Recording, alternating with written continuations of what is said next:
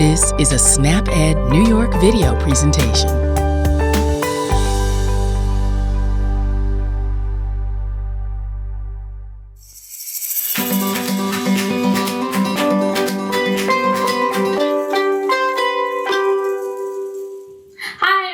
SnapEd nutrition educator with Cornell Cooperative Extension, and today I'll be showing you how to make hearty mashed potatoes. With the holidays right around the corner, it can be hard to find a balance between healthy eating and enjoying your traditional family favorites. One way to get the right mix to be healthier now and in the future is by making small changes to the recipes that you already love. For me, a holiday favorite is potatoes. Mashed, twice baked, roasted, any style, any way. If there's potatoes, I'm usually pretty happy. But even though potatoes are a vegetable and they contribute to our goal of making half of our plate fruits and vegetable, adding a lot of solid fat like butter or a lot of sodium through salt can turn this healthy vegetable into a not so healthy dish.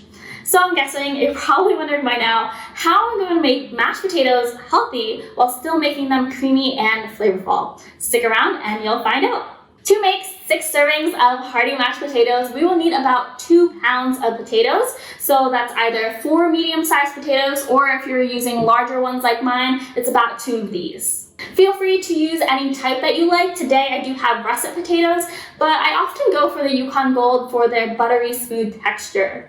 Unfortunately, in my grocery store, those only came in a 5-pound bag that I don't really have the space for, and I'm only feeding a house of 2, so I don't really need that many potatoes. Instead, I bought my russet potatoes individually to cut on costs. If your house is a full house, or maybe you have a larger kitchen, or you're using these potatoes for another dish, the bulk bag might be a better deal. So choose what fits best for you. Next is my special ingredient. So usually when we're talking about making a healthy meal, we want to include at least 2 of the 5 food groups. With our potatoes, we only really have vegetables. So to make it a little bit balanced and more nutritious, we're actually going to add a protein. And no, not your traditional animal protein like bacon or chicken, even though those might sound good. This unique protein is 1, typically cheaper than those animal proteins, and 2, it's actually also a vegetable. Any guesses? If not, here it is. Our secret ingredient is 1 15-ounce can of garbanzo beans. I know, beans and potatoes, not your traditional recipe, but garbanzo beans, also known as chickpeas, tend to have a mild and nutty flavor. And they're the key ingredient in hummus, which tends to be smooth and creamy in texture, like our mashed potatoes should be. So this type of bean should seamlessly be blended in, and you might not even know they're there after we add the rest of our ingredients, which are half a cup of low-fat milk, a 1/4 cup of Parmesan cheese, a half a teaspoon of garlic powder, and black pepper to taste. Again, this recipe will make about 6 servings. 1 serving is 1 cup. Before starting, wash your hands with warm water and soap for at least 20 seconds, and then rinse your vegetables. So with our potatoes, rinse them under cool running water, and if you have a vegetable brush, you can use that to scrub off any extra dirt. And same thing goes with our canned goods. So open and drain your can of beans, then give it a good rinse. A lot of the time, canned food can have a lot of sodium. So to limit that, we want to rinse our beans, or another way is to use dried beans. You will have to spend a little bit more time soaking and cooking them before using, but they tend to have a lot less sodium and are cheaper per pound. By limiting sodium in these small ways, over time, it can make a big difference in your heart health. And finally, for our dairy products, just make sure you're checking the expiration dates and for signs of spoilage before using. If this is only one of many recipes that you're making this holiday season, one way to prevent accidents and to limit stress is to practice mise en place. This is an old French saying that means everything in its place. Mashed potatoes are supposed to be a simple and easy dish, and we don't want to complicate that. So to make it easier on ourselves, make sure all your ingredients are measured out beforehand and your cooking equipment and utensils are cleaned and ready to go. That way we're not running around and looking for things later and potentially burning our mash. So for this recipe, we will need 1 large pot or saucepan, a cutting board, a knife, a fork, and a potato masher or hand beaters. Now all we have to worry about is our potatoes. Usually, whenever I can, I like leaving my potato skins on, since most of the nutrients, like fiber, are located here. So instead of tossing them away, here are some other options. 1. Leave the skins on. This looks especially good when you use red potatoes, since the red skins offer a pop of color. 2. Use peeled skins in another dish, like a soup. 3. Roast them in the oven as an appetizer or a crunchy topping. Or 4. Make twice baked potatoes, where you remove the insides of a cooked baked potato, mash and season it like we are today, and then put it back into the skin and bake it a second time. Once the skins are off, next we can cut our potatoes into large chunks. This can save you time in the kitchen, since a cut potato will cook a lot faster than a whole potato. Just be sure to make each chunk about the same size so they cook evenly. And try not to make them too small, since this can cause them to absorb too much water when boiling and stop them from soaking up the rest of our ingredients.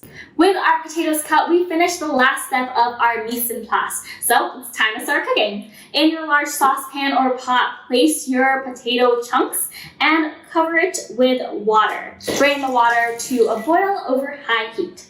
I just learned this recently, but we actually don't want to boil our water in advance. The hot water will cause the outside of the potato to cook quicker than the insides, leaving you with an unevenly cooked potato. To avoid that, bring them to a boil together, like we're doing today.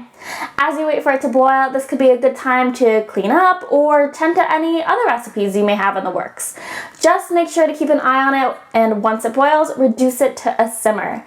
10 minutes after the potatoes start cooking, add your garbanzo beans, and continue to cook for about 20 minutes or so until the potatoes are fork tender.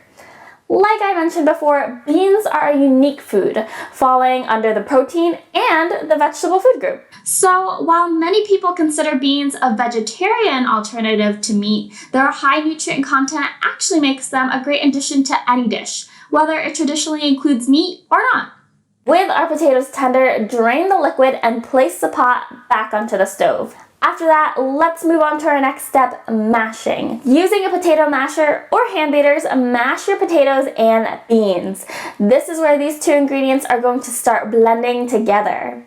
Next, add the half a cup of low-fat milk and a quarter cup of Parmesan cheese. Try to let these come to room temperature before adding, since it'll make it a lot easier to blend everything together. And again, by choosing low-fat and low-sodium dairy, we're limiting the saturated fat and sodium we mentioned before. At this time, also mix in your quarter teaspoon of garlic powder and a little bit of black pepper. When it comes to adding any seasoning, remember you can always add more later or at the table, but you can't really take it away. With all our ingredients in our pot, everything should be blending together, so keep on mashing. And soon enough, picky eaters might not even notice our secret ingredient or that they're getting a boost of protein. Just be careful not to overwork your potatoes for too long, since this can cause them to become gummy and sticky in texture. Once everything is mashed to your preferred consistency, turn off your stove, move your mash to a bowl, let it cool, and there you have it, hearty mashed potatoes. I know this isn't our traditional mashed potato recipe, but from the look, taste, and texture, I wouldn't really know any different. And now we're getting a bunch of extra nutrients like fiber and protein. As you can see, you don't have to choose between being healthy and enjoying your holiday favorites. You can do both. Because finding a healthy eating pattern and maintaining it for a lifetime doesn't mean skipping out on your favorite food or breaking the bank. It's all about making small changes, like finding the best deals on the ingredients you need, being creative and trying new foods or recipes, and varying your protein routine to include beans, which are fairly inexpensive all year round. Because I already had my milk on hand, to make this recipe, which has 6 servings, I only spent less than $8. So for this holiday season, find what small changes fit best into your life to save you time, money, and eat healthy. And try to make your meal a My Plate meal by including most of the 5 food groups. For hearty mashed potatoes, 1 serving is actually only 1 cup. So what else can you add to make this a more balanced meal? Might I suggest a serving of kale and nuts and raisin to add in some fruit, get more vegetables and protein. But however you decide to enjoy your hearty mashed potatoes, thank you so much for joining me. And for more holiday recipes like this, check out our website, snapedny.org, or follow us on Facebook, Instagram, and YouTube. And remember, small changes can make a big difference. So how else can you vary your protein this holiday season?